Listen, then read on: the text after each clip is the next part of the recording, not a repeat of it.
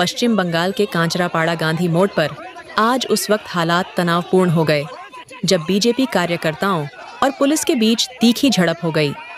यह विवाद तब शुरू हुआ जब हाली शहर में एक मूर्ति तोड़े जाने की घटना के विरोध में बीजेपी कार्यकर्ता प्रदर्शन कर रहे थे। बीजेपी का आरोप है कि विरोध प्रदर्शन के दौरान उनके 6 कार्यकर्ताओं पर तृणमूल समर्थित असामाजिक तत्वों ने हमला किया। इसी के खिलाफ वे कांचरापाड़ा गांधी मोड़ पर जुटे थे और विरोध जता रहे थे। प्रदर्शन के दौरान पुलिस ने जब आंदोलनकारियों को हटाने की कोशिश की तो दोनों पक्षों के बीच धक्का मुक्की शुरू हो गई। कुछ देर के लिए इलाके में अफरा तफरी मच गई।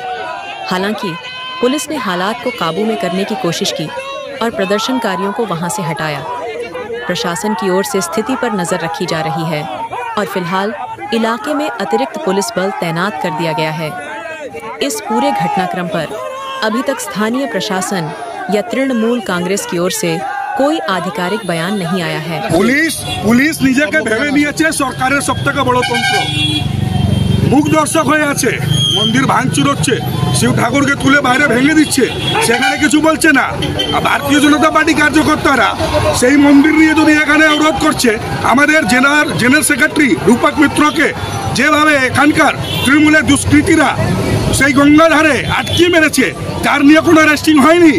কিন্তু এখানে যখন আমরা বসেছি তখন আমাদের উপরে লাঠিচার্জ করবে, আমাদেরকে উঠাবে, আমাদেরকে অবরোধ করতে দেবে না, আমাদেরকে শান্তিপূর্বক মুভমেন্ট করতে দেবে না। এটা কোন আইন, কোন দেশের আইন? আমাদের দেশের মধ্যে যে কোনো মানুষ নিজের ইন্ডিপেন্ডেন্ট দেশে মুভমেন্ট করতে পারে, কিন্তু এরা মুভমেন্ট করতে গিয়েও বাধা দিতে চলেছে।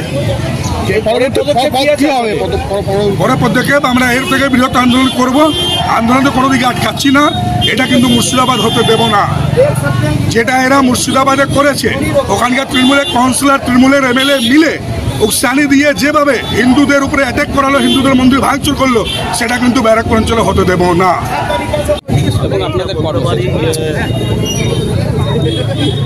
পিপিলিকার পাখাওড়ে মরিবার দল, এদের এখন যাওয়ার সময় হয়ে গেছে, তাই অত্যাচারের মাত্রাও বাড়িয়ে দিয়েছে।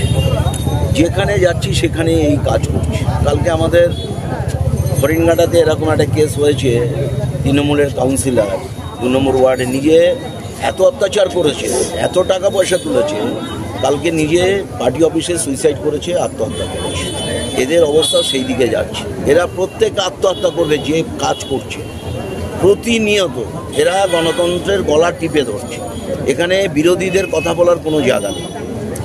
এখানে শাসকই শেষ কথা বলবে, পুলিশই শেষ কথা বলবে। এই জিনিস গণতন্ত্রে বেশি দিন চলে না। ফলে ওদের পায়ের তলায় নিত্যদিন মাটি সরছে। ফলে ওরা দিন গুনছে কবে সরকার থেকে যাবে, আর মানুষও তৈরি হচ্ছে। এর বাইরে আর কি বলার আছে? কিন্তু মমতা বন্দ্যোপাধ্যায় নিজে তো নিজেকে হিন্দু বলে পরিচিত বলছে, আমি তো নিজে হিন্দু, আমি সবচেয়ে বড় হিন্দু।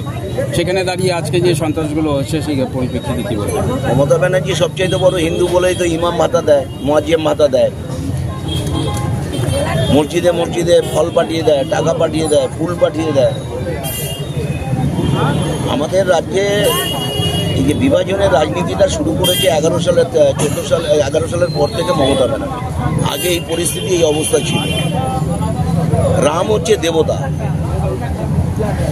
হিন্দুদের সবচাইতে পবিত্রতম একটা স্লোগান রাম। ভারতবর্ষের বাইরে যান, রাম নাম রাম নাম জপছে। আমরা পশ্চিমবাংলা এটা করতে পারবো না। রাম বললেই ওদের গাত্র দেওয়া হচ্ছে। কেন? আমরা যখন এখানে বলছি যে জয় শ্রীরাম, ওদের সহ্য হচ্ছে। এটা হয় নাকি কখনো? ধর্ম যার যার তার ব্যাপার, সে ধর্ম করবে, রাজনীতির জায়গায় থাকে।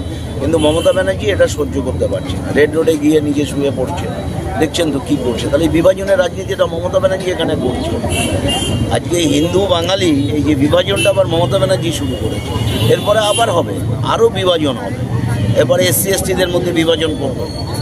ফলে ও চাইছে এখানে এই পরিস্থিতি থাকুক, একটা অরাজকতা তৈরি হোক, একটা অরাজক সরকার এখানে থাকুক, ফলে ওনার সরকার চালাতে সুবিধা হবে। কিন্তু এটা তো হয় না। 34 বছর বামফ্রন্ট এখানে ছিল, 28 বছর কংগ্রেস রাজত্ব করেছে, সবাইকে চলে যেতে হবে। ফলে মমতা ব্যানার্জিকে চলে যেতে হবে, এইসা দিন নেই জায়গা। তাহলে এখন পুলিশের সামনে তো মন্দির ভাঙা হয়েছে, আজকে একজন পুলিশের আধিকারিক বলছেন আমি এসছি, তো মনে হচ্ছে কত বড় কাজ করে দিয়েছেন। এসছেন আমি, আপনি তো মন্দির ভাঙার পর এসছেন, বলছে মন্দির ভাঙা আগে চলে আসে কি করবে?